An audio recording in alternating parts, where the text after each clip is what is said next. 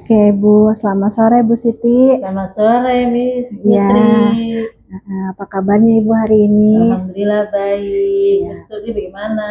Ya, Bu. Saya juga kabarnya baik. Alhamdulillah. Ya, hari ini, Bu, saya mau melakukan wawancara sama Ibu, selaku Ibu sebagai PLT Kepala Sekolah di SDN Jatimulati. Nah, jadi wawancaranya ini perihal tentang dilema etika yang berbasis keputusan yang pada nilai-nilai kebajikan. Nah, tentu kan Ibu pernah mengalami ya satu kasus yang Ibu pernah temukan baik di kelas maupun di sekolah, lingkungan sekolah. Nah, jadi yang pertama itu apakah yang Ibu pernah temui sebuah kasus yang Ibu pernah jalani selama menjadi guru maupun juga setelah Ibu menjadi kepala sekolah, apa yang Ibu temukan? Ini siswa yang berkarakter aktif dan hiperaktif. Oh gitu. Di kelas, terutama di kelas 1 gitu. Jadi itu namanya Jason dan Dani. Gitu. Lalu apa ininya Ibu, apa anaknya itu hiperaktifnya seperti apa, Bu? Ya, dia memang di kelas itu tidak mau menulis, gangguin teman-temannya. Gitu. Jadi Ibu kewalahan ya. Bahkan dia juga kadang-kadang teriak-teriak. Jadi benar-benar membuat kericuhan lah ya di dalam kelas gitu. Nah, ya baiklah Bu, selama ini bagaimana Ibu mengambil kasus-kasus yang ada memiliki kepentingan dalam keputusan yang sama-sama itu mengandung nilai yang benar maupun mengandung nilai-nilai kebajikan. Nah, jadi bagaimana Ibu? Ya, pertama memang anak itu saya deketin, kemudian di depan, deket saya nulisnya gitu. Saya perhatikan dengan penuh kasih sayang. Dan juga saya kasih nasihat supaya dia menjadi anak yang baik, pinter, baik terhadap teman, terhadap semua guru pun juga saya suruh seperti itu. Oh gitu. Jadi istilahnya dia dikhususkan lebih dikhususkan.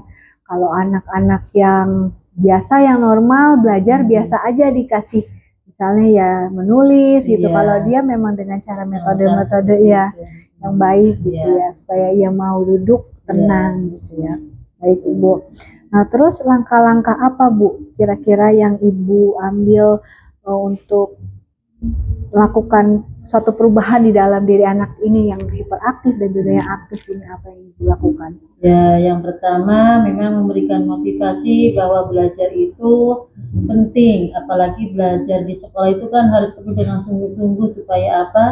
Supaya anak tersebut itu bisa memahami bahwa di sekolahan itu perlu belajar dengan sungguh-sungguh, terus berbuat baik kepada teman, gitu, supaya dia kan lebih nyaman kalau temannya banyak. Kalau misalkan seperti itu belum bisa berubah, nanti ya saya panggil orang tuanya, gitu. Saya temuin, saya hadapin dengan baik, gitu. Nanti saya bercerita di situ tentang kejadian-kejadian yang apa terjadi di kelas, gitu. Apakah orang tuanya mau terbuka Bu dengan Ibu setelah Ibu bercerita kasus yang dimiliki oleh anaknya ini? Ya, alhamdulillah mau sih terbuka, bahwa dia bahkan dia juga cerita tentang keadaan di rumahnya, gitu, keluarganya bagaimana. Gitu. Jadi ya saya memahami juga pastilah anak seperti itu akan terjadi seperti itu gitu di kelas. Karena dia kan kurang perhatian dengan orang tuanya dan dengan lingkungan rumahnya mungkin juga kurang diperhatikan. Makanya di sekolah itu ya seperti kayak anak-anak yang sudah bebas. Iya, keluar dari Ya, radarnya dari, gitu iya, ya. keluar dari apa sih ya namanya ya, tanah dia Tanah, lah, iya, iya. yang penuh dengan tekanan Iya, gitu. betul, Bu. Iya. Jadi orang tua juga mengeluh dengan keadaan anaknya. Sebenarnya juga dia tahu anaknya ya Iya. kekurangannya apa. Ya, benar juga Bu, bagus. Jadi istilahnya orang tua tidak menutupi, kan kadang ada aja orang Iya. tua yang menutupi kekurangan anaknya. Iya. Bahwa anak saya itu sebenarnya nggak begitu Bu, gitu kan. Tapi Iya. ini dia mau terbuka. Iya. Nah, untuk selanjutnya hal-hal apa saja sih Bu yang menurut Ibu Siti itu pengambilan keputusannya yang paling efektif pada anak ini yang hiperaktif dan juga yang aktif ini paling efektif Ya, gitu. itu saya memang sering saya lakukan dengan cara hati saya dengan mendekati dengan tulus, ikhlas, bahwa memang itu anak perlu dengan perhatian saya di kelas gitu. Tapi ya alhamdulillah dengan cara sabar yang penuh dengan sabar-sabar saya, alhamdulillah sih banyak yang berubah gitu, Putri. Karena dia masih di fase A ya Bu, Iya. anaknya jadi untuk melakukan perubahan pasti nanti berjalannya proses ya.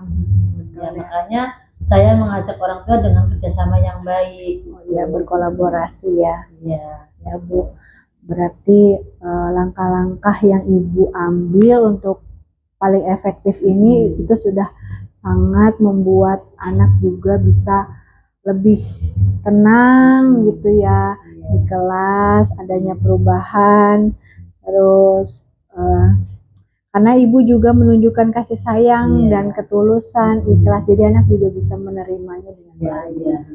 Iya Bu. Jadi ke hati dengan hati. Iya. Kita hati mereka kita ambil gitu. Jadi seperti itu ya Bu, kasus yang Ibu miliki selama ini, baik sebagai peranan guru maupun juga sebagai kepala sekolah. Nah, apakah Ibu ada masalah atau kendala yang Ibu hadapi ketika menjadi kepala sekolah? Maksudnya Ibu mempunyai peran di sini kan Ibu sebagai PLT kan, pasti kan punya tanggung jawabnya lebih. Apakah lebih ada Bu? Nambah ya. Nambah, ya. Ya terutama untuk menghadapi anak-anak yang memang perlu kita bimbing, ya itu kan jadi menambah saya lebih untuk bisa memberikan teladan atau contoh supaya anak-anak di SD kita itu Jatim Melati terutama bisa melihat bahwa seorang guru itu harus disiplin terutama itu ya, karena kan disiplin itu kan kunci semuanya untuk menjadi anak yang sukses gitu. Makanya saya pelan-pelan akan memberikan contoh atau teladan untuk semua warga di Jatim Melati supaya ada perubahan dengan baik. Ya sih, semuanya itu harus perlu dari kita sendiri dulu untuk bisa menjadi contoh baik buat orang lain. Tidak usah orang lain yang melakukan perubahan dulu, tapi diri kita dulu ya. Oke, baik Bu. Menurut saya cukup Bu untuk wawancara hari ini. Semoga apa yang kita sudah bicarakan ini bermanfaat ya Bu. Kedepannya ada perbaikan dan perubahan kembali. Oke, saya ucapkan terima kasih banyak kepada Bu Siti. Terima kasih. Ya, assalamualaikum. Ya, selamat pagi Pak. Selamat pagi Bu. Perkenalkan, nama saya Putri Andika Yuliani. Saya calon guru penggerak angkatan 11 dari Kota Bekasi. Maksud dan tujuan saya datang ke sini diminta untuk melengkapi tugas dari modul 3.1. Materi yang terkait adalah pengambilan keputusan berbasis nilai-nilai kebajikan. Saya mohon bantuan dari Bapak ya. Sebelum kita masuk ke pertanyaan, siapa Ya, Bu. Ya, bisa kita mulai dengan memperkenalkan diri Bapak dulu terlebih dahulu. Silakan. Baiklah, selamat pagi Bu Putri. Selamat pagi, Pak. Ya, nama saya Adang Wihanda, Kepala SMK Telkom Lampung. SMK Telkom Lampung adalah sekolah menengah kejuruan yang mengkhususkan diri dalam bidang teknologi informasi dan komunikasi serta industri kreatif. Oke, baik Pak. Baiklah, saya mulai untuk pertanyaan yang pertama ya Pak. Baik. Selama ini bagaimana Bapak dapat mengidentifikasi kasus-kasus yang merupakan dilema etika atau bujukan moral? Sederhana Ibu, jadi kalau kasus-kasus yang terkait dengan dilema etika dan bujukan moral, ya kasus-kasus yang di dalamnya ada syarat atau kepentingan pribadi. Itu aja sebenarnya. Oh gitu Pak, wah ya betul ya Pak. Selanjutnya Pak, untuk selama ini bagaimana Bapak menjalankan pengambilan keputusan di sekolah Bapak, terutama untuk kasus-kasus di mana ada dua kepentingan yang sama-sama benar atau sama-sama mengandung nilai kebajikan? Pertama, pengambilan keputusan berdasarkan aturan yang berlaku. Ya. Kemudian standar operasional prosedurnya yang ada. Kemudian di situ saya ambil keputusan berdasarkan kolektif, kolegial, dan bebas kepentingan. Itu prinsip saya. Kayak gitu Pak. Bagus juga ya Pak yang Bapak ambil keputusannya, sangat menginspirasi saya. Terus langkah-langkah apa yang Bapak biasanya lakukan selama ini? Oke, jika ada kasus tertentu yang perlu pembahasan bersama, sebenarnya di sekolah itu kepala sekolah tidak sendirian. Ya, jadi kepala sekolah itu dalam bekerjanya dibantu oleh para waka, mulai dari waka kurikulum, waka siswaan, waka sarana prasarana, dan waka ubin. Kemudian dalam menjalankan tugasnya, kepala sekolah mendapatkan amanah. Kebetulan sekolah saya sekolah swasta, jadi saya bertanggung jawab kepada satu yayasan yang memberikan saya code of conduct bagaimana menjadi karyawan yayasan, guru, kepala sekolah. Ya, kepala sekolah adalah guru yang menjalankan tugas sebagai kepala sekolah. Itu pertama saya code of conduct dari yayasan, yang kedua adalah tata aturan, peraturan yang digariskan oleh Dinas Pendidikan. Itu aja sebenarnya. Oh iya Pak, bagus juga ya Pak untuk langkah-langkah yang Bapak ambil. Untuk selanjutnya Pak, hal apa saja yang selama ini Bapak anggap efektif dalam pengambilan keputusan pada kasus-kasus dilema etika? Yaitu sederhana, prinsip dasarnya adalah ikuti aturan yang ada, baik dari Dinas Pendidikan, dari yayasan, dari lingkungan tempat sekolah itu berada, UPIK dalam hal ini, pimpinan kecamatan, pimpinan kabupaten, di sana ada yang mulai dari bupati sampai yang terendah kepala pokon kalau di sana, dari Dandim sampai paling rendah itu dan Ramil, dari polisian, Polda sampai yang paling rendah sederhananya ke Polsek. Dan saya selalu melakukan pengambilan keputusan dalam menggunakan prinsip kolektif, kolegial, dan bebas kepentingan. Dilihat dari sudut pandang yang ada. Sangat menginspirasi saya sekali Pak untuk pertanyaan yang langkah-langkah atau yang menurut Bapak efektif, sangat menginspirasi untuk saya ya Pak. Terus selanjutnya Pak, hal apa saja yang selama ini merupakan tantangan dalam pengambilan keputusan pada kasus-kasus dilema etika? Menurut Bapak tantangannya apa Pak? Tantangannya ketika sebuah kasus itu syarat kepentingan dan menggunakan embel-embel atribut kekuasaan. Gitu. Nah, di sana baru saya harus berani tegas untuk menetapkan berdasarkan aturan yang ada. Karena sejatinya kita semua sama kedudukannya di depan hukum dan aturan yang berlaku. Berarti tidak boleh ada ketimbangan gitu ya Pak, harus sama kedudukannya, sama rata. Ya baik Pak. Selanjutnya Pak, untuk tadi kasus yang sudah Bapak, tantangan yang sudah Bapak jelaskan. Nah di sini saya juga minta apakah Bapak bisa menyelesaikannya itu secara langsung di tempat atau Bapak mau menyelesaikannya dengan jadwal tertentu gitu untuk kasus ini? Tergantung case-nya. Tergantung case-nya. Jika case-nya itu membutuhkan berbagai pihak, ya tentunya tidak bisa diselesaikan di tempat. Kasus-kasus yang sederhana yang masih dalam batas wewenang saya sebagai kepala sekolah, saya dapat selesaikan saat itu juga. Ya Pak. Lanjut ya Pak, untuk selanjutnya adakah seseorang yang membantu dalam Bapak mempermudah pengambilan keputusan di kasus dilema etika ini Pak?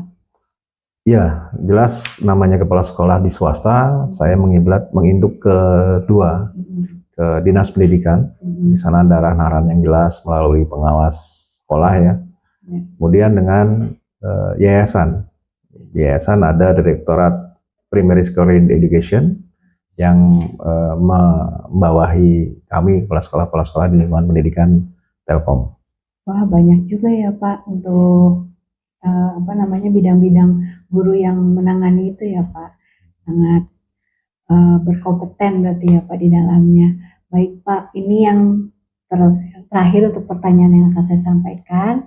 Nah, pembelajaran apa yang kira-kira Bapak petik dari pengalaman ini di sebuah keputusan dilema etika? Yaitu dilema etika itu biasanya muncul ketika sebuah kasus melibatkan kepentingan yang menyangkut pautkan dengan jabatan atau kedudukan tertentu.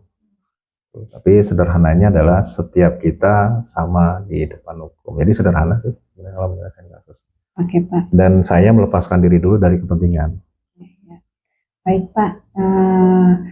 Terima kasih Pak, semua yang Bapak jabarkan ke saya ini sangat bagus dan juga sangat menginspirasi saya dalam mengetahui lebih dalam lagi kasus-kasus dilema etika yang terjadi di sekolah Bapak. Terima kasih Pak untuk bantuannya pada hari ini, dan saya sangat terima kasih juga untuk waktu yang Bapak berikan kepada saya. Dan sampai jumpa di lain waktu dan bisa ada kelanjutannya kembali. Iya. Sama-sama, terima kasih Bu Putri. Semoga kegiatan CGP-nya lancar. Terima kasih Pak. Dan dapat lulus ya di program ini, mendapat gelar guru penggerak ya. Dan sebagai guru penggerak tentunya harus mampu dapat menggerakkan guru-guru untuk pendidikan menjadi lebih baik. Amin. Terima kasih banyak Pak. Terima kasih. Sampai jumpa Bu.